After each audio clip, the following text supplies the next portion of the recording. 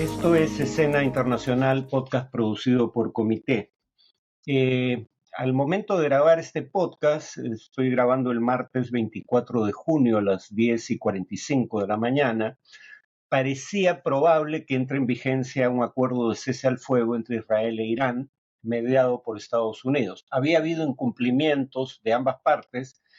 Sin embargo, Trump fue inusualmente duro con Israel por sus incumplimientos y es probable que el cese al fuego se mantenga, entre otras razones por una que mencionamos en una ocasión anterior. Las dos partes tenían o padecían un riesgo de quedarse sin municiones. Por municiones me refiero a que Irán podía quedarse sin misiles hipersónicos de mediano alcance capaces de alcanzar blancos en Israel a más de 5.000 kilómetros por hora.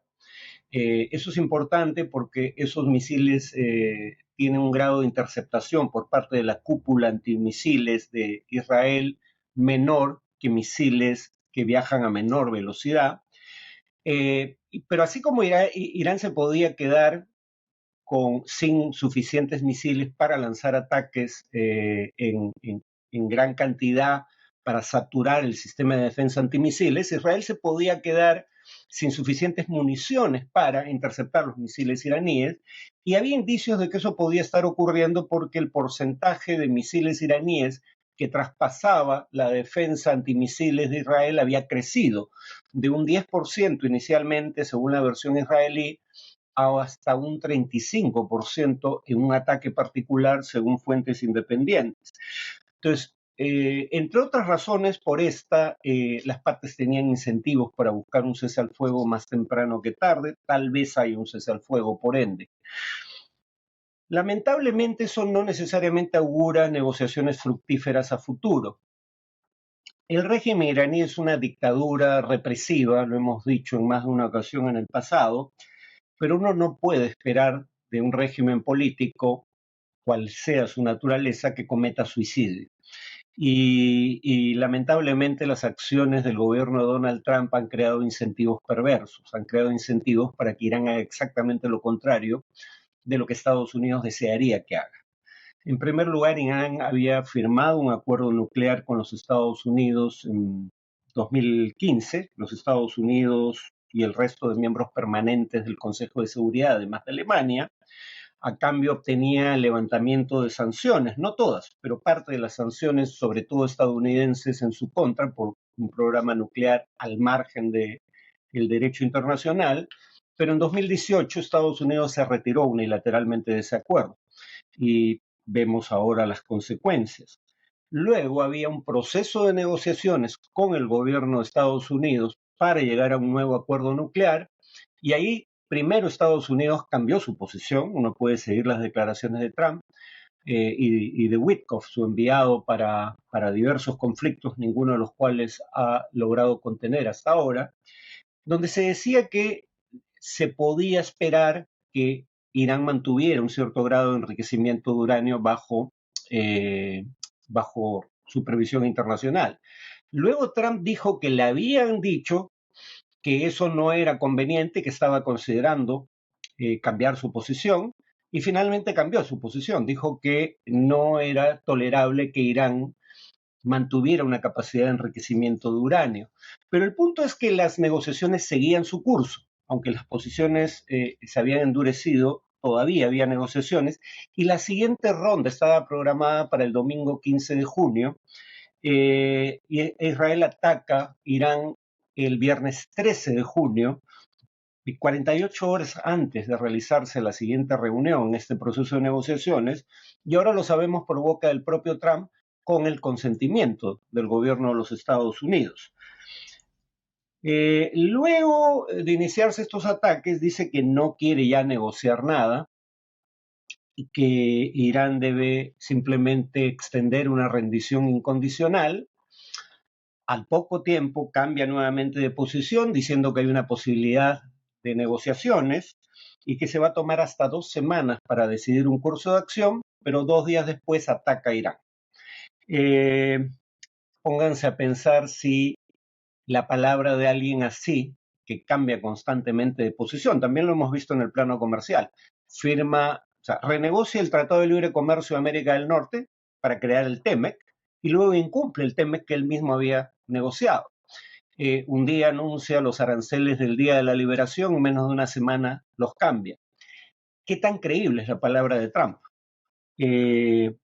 Claro, podría decirse lo mismo del régimen iraní, pero lo que estamos ahora discutiendo es si el régimen iraní tiene incentivos para negociar un nuevo acuerdo nuclear. Mi presunción es que no, porque además los antecedentes internacionales también crean incentivos perversos. Libia, bajo presión de sanciones, a través de una negociación, renunció a su programa de armas de destrucción masiva bajo el régimen de Muammar Gaddafi y luego fue bombardeada por la OTAN. Ucrania renunció a un arsenal nuclear con garantías de seguridad del Reino Unido y Estados Unidos en caso de hacerlo, y fue atacado en 2022. Nadie ataca a Corea del Norte, que tiene armas nucleares y tiene misiles balísticos intercontinentales que pueden hacerlo llegar hasta la costa oeste de los Estados Unidos. ¿En qué posición preferiría estar Irán? Es una pregunta retórica, en la de Corea y no en la de Libia o Ucrania. Los antecedentes en esta región tampoco son auspiciosos. Después de que Israel bombardeara la central nuclear de Osirak en 1981 en Irak, que tenía propósitos civiles y estaba bajo supervisión internacional, el régimen de Saddam Hussein aceleró el programa nuclear, ahora sí para fines militares, para evitar que eso vuelva a ocurrir. No obtuvo armas nucleares por la invasión de 1991 tras su invasión a su vez de Kuwait, pero la respuesta a un ataque contra su industria nuclear para fines pacíficos por parte de Israel fue acelerar el programa nuclear, ahora sí para fines militares. En el caso de los ayatolas habían puesto fin a un programa nuclear iniciado durante el régimen del Shah en Irán, con apoyo estadounidense, pero después de que Irak invadió Irán con respaldo tanto de potencias occidentales como de la Unión Soviética, y después en particular de que Irak usó armas químicas contra blancos civiles y militares, tanto dentro de Irán como dentro de su propio país, Irak, el régimen de la República Islámica aceleró el programa nuclear, ¿no? Lo retomó y empezó a desarrollarlo clandestinamente. Y además habría que decir que si Irán decidiera desarrollar un programa nuclear con fines militares clandestinamente, uno, ya tiene, según la Organización Internacional de Energía Atómica, una cantidad de unos 400 kilos al 60% en cuanto a su grado de enriquecimiento. Habría que enriquecerlo hasta 90% para que sea el grado necesario para producir una bomba atómica. Pero el otro punto es, para desarrollar un programa nuclear que solo busca obtener un número limitado de bombas atómicas, no necesitas la parafernalia que tenía Irán. Irán tenía las centrales nucleares que han sido bombardeadas bajo la premisa de que iban a ser una fuente de energía, lo cual quería decir que había que enriquecer uranio a menor nivel, pero de manera constante en el tiempo y en cantidades significativas, además de un programa para fines médicos. Para fines nucleares, mejor dicho, para el propósito de obtener un arma nuclear, no necesitas un programa tan vasto y es por ende más fácil realizarlo, por lo menos en una primera etapa, de manera clandestina. Entonces, el riesgo aquí es que veamos repeticiones en lo sucesivo del conflicto que acabamos de ver, en donde Israel y Estados Unidos crean que Irán está desarrollando armas nucleares y ataquen los lugares en donde creen que está ocurriendo. Una cuestión adicional que quería tratar hoy, y dejo otros aspectos del tema para el siguiente podcast, se suele decir que el iraní es un régimen irracional. Yo diría que no lo es en un sentido instrumental. Es un régimen, se dice que tiene una visión mesiánica. El Mesías es una figura de la tradición judeo-cristiana, no del Islam. Pero bueno, en todo caso, Se dice que es un régimen basado en una interpretación dogmática, inflexible del Islam y que por ende puede actuar de maneras irracionales. En un sentido instrumental ha demostrado que no es un régimen irracional, digamos. Eso quiere decir ser capaz de adecuar los medios a tu disposición para lograr los fines que te propones. En ese sentido yo creo que no es un régimen irracional. Ahora, es cierto que el régimen iraní ha hecho amenazas contra Israel que podrían considerarse existenciales. Habla del gran Satán, Estados Unidos, y del pequeño Satán, Israel. Dice que Israel es un tumor canceroso que hay que extirpar de la región. Eh, el régimen iraní alega que se refiere al régimen sionista, como lo llama. No es desaparecer físicamente a la población o al Estado, es desaparecer un régimen opresivo aliado del imperialismo. Por eso la metáfora del gran y del pequeño Satán. El pequeño Satán siendo Israel aliado del gran Satán, Estados Unidos. Y además habría que decir que hay comunidades judías milenarias en Irán que no han sido perseguidas por el régimen de los ayatolas. O sea, el tema no es per se con los judíos necesariamente, pero las amenazas, aunque ellos digan que se refieren a un régimen político y no a la población o a la infraestructura civil en cuanto a lo que quieren extirpar de la región, las amenazas merecen ser tomadas en serio. Ahora, mi punto aquí no es que el régimen iraní no tenga estas características. Mi punto aquí es que se singulariza el régimen iraní cuando esas características las vemos en abundancia en otros actores de la región. Por ejemplo, Mike Huckabee, el embajador estadounidense en Israel, un evangélico sionista, se autodefine como sionista, que emitió un tuit reproducido por el propio Trump en donde insta a Donald Trump a escuchar la única voz que importa, la voz de Dios, y lo pone en el contexto de lo que habría sido la escucha de esa voz, la de Dios, por parte de Harry Truman en 1945. Bueno, salvo mejor parecer, se está refiriendo a las bombas atómicas de Hiroshima y Nagasaki. Yo no sé por qué esta gente cada vez que dice hablar con Dios, Dios nunca les pide amar al prójimo como a sí mismo, sino matarlo o bombardearlo.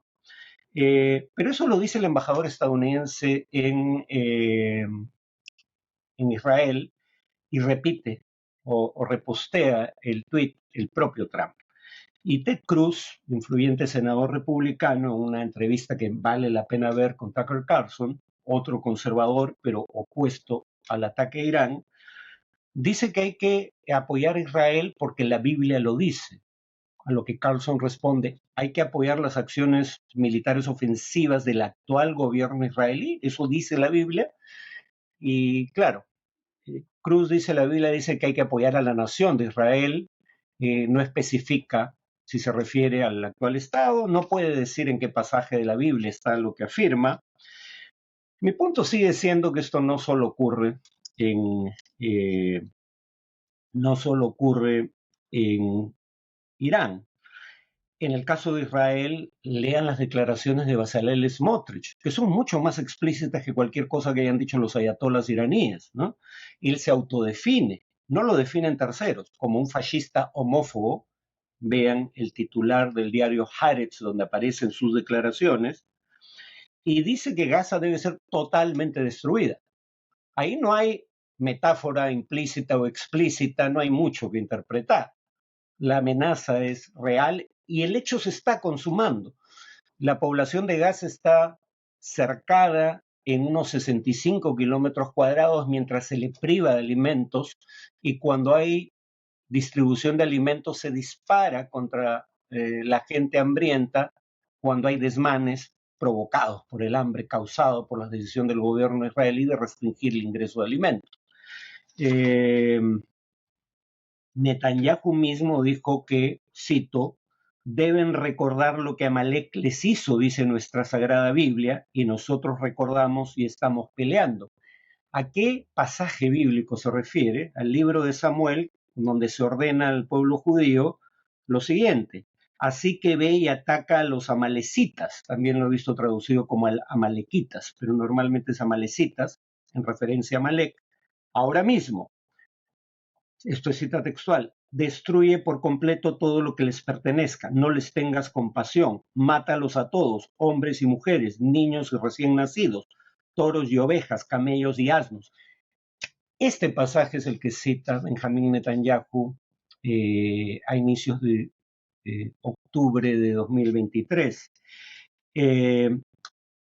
Volviendo al tema de la racionalidad instrumental del régimen, dejando de lado las múltiples fuentes de fanatismo religioso que no es privativo de Irán, el régimen es racional en un sentido instrumental y lo ha demostrado. La disuasión funciona con el régimen iraní. Israel ha bombardeado, iba a decir, en realidad es más que eso, ha invadido a todos sus vecinos, cuando menos una vez y algunos varias veces, como en el caso de Siria o el Líbano. El régimen de los ayatolás nunca ha invadido un vecino.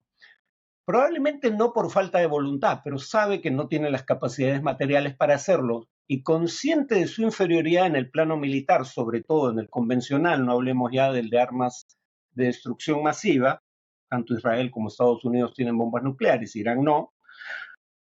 Consciente de su inferioridad militar, no atacaba directamente a sus rivales, salvo a partir del año pasado, cuando Israel atacó primero una embajada iraní en Siria.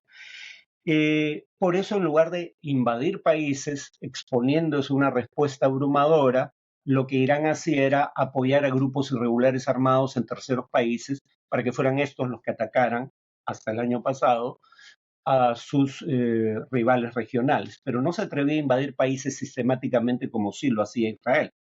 Y además, en este momento, la disuasión ha funcionado, en este conflicto del que hablamos. ¿Por qué? Porque Irán tiene armas químicas y no las usó contra Israel. Y no las usó contra Israel porque sabe que Israel le podría responder hasta con armas nucleares. Entonces, el argumento de que porque es un régimen irracional la disuasión no funciona y por ende hay que atacar preventivamente, no es, en mi opinión, un argumento válido, ¿no? Bueno, eso es todo por hoy. Nos vemos en el siguiente podcast.